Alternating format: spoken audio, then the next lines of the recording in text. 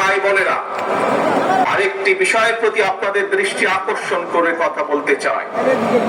একটি সভ্য এবং গণতান্ত্রিক রাষ্ট্রে পুলিশ অপরিহার্য। পুলিশ জনগণের শত্রু নয়।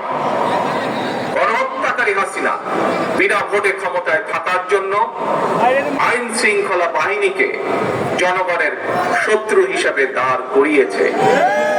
তবে আমি বিশ্বাস করি, বিএনপি বিশ্বাস করে, বাংলাদেশের গণতান্ত্রিক রাজনৈতিক দলগুলো প্রত্যেকে বিশ্বাস করে, পুলিশের ভেতরে একটি চক্র ছাড়া অধিকাংশ পুলিশ কর্মকর্তা এবং সদস্য চাকরিবিধি মেনেই, দেশের আইন কানুন মেনেই দায়িত্ব পালনের চেষ্টা করছেন।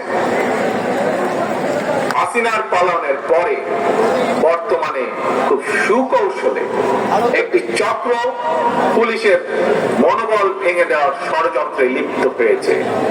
পুলিশকে অকার্যকর করে দেওয়া গেলে দেশকে অস্থিতিশীল করা সহজ।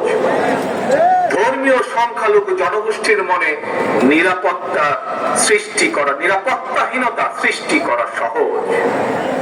অস্থিতিশীলকারীদের আমি হুঁশিয়ার করে দিয়ে বলতে চাই, পুলিশ কিংবা ধর্মীয় সংখ্যালঘু